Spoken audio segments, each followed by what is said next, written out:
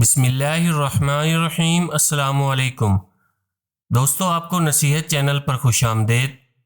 دوستو، ویڈیو شروع کرنے سے پہلے آپ سے گزارش ہے کہ ایک مرتبہ درود پاک پڑھ لیں۔ جزاک اللہ۔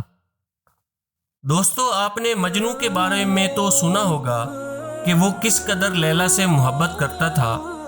مجنوں کو تو اپنی لیلا ہی سے نہیں بلکہ اس کے گھر کے در و دیوار، حتیٰ کہ لیلا کی گلی کے کتے سے بھی محبت تھی۔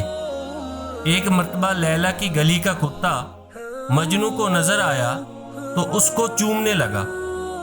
لوگوں نے کہا، اس دیوانے کو دیکھو کہ کتے کو پیار کر رہا ہے۔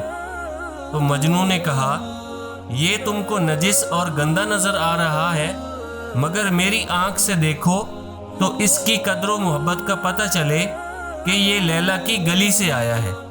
میرے نزدیک تو لیلا کی گلی کا کتا بڑے بڑے شیروں سے بھی بہتر ہے۔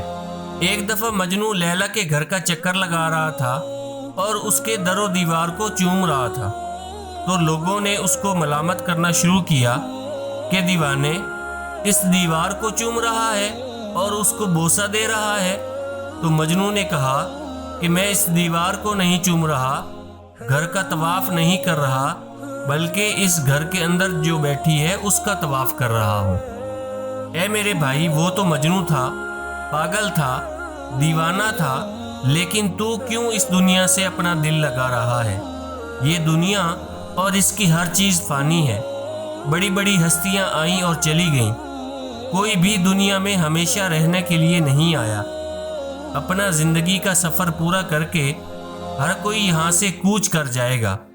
باقی رہنے والی ذات صرف اللہ ہی کی ہے۔ ہر چیز ہلاک ہونے والی ہے، صرف اللہ کی ذات باقی رہنے والی ہے۔ اس لیے عقل مندی یہی ہے کہ اللہ ہی سے دل لگانا چاہیے اور صرف اسی سے محبت کی جائے، اور اس کی محبت کی وجہ سے جو بھی پریشانی یا دشواری، ذلت و رسوائی پیش آئے، اس کو خوشی برداشت کرے۔ یاد رکھے، اللہ سے محبت کرنے والے کی ہر جگہ عزت ہوتی ہے۔ اللہ اپنے محبوب بندوں کو ذلیل و رسوا نہیں کرتا۔ آدمی اللہ کو راضی کرنے کے لیے ہر کام کرے اور اس کی ناراضگی سے ہر وقت بچتا رہے۔ اللہ ہم سب کو اپنے محبوب بندوں میں شامل فرمائے، آمین۔ دوستو، اگر ویڈیو آپ کو پسند آئی ہے تو اسے لائک اور شیئر کر دیں، اور نیچے کمنٹس میں اپنی رائے کا اظہار کریں کہ آپ نے اس واقعہ سے کیا سبق سیکھا ہے۔ اور اگر آپ نے ابھی تک ہمارے چینل نصیحت کو سبسکرائب نہیں کیا تو سبسکرائب کر لیں۔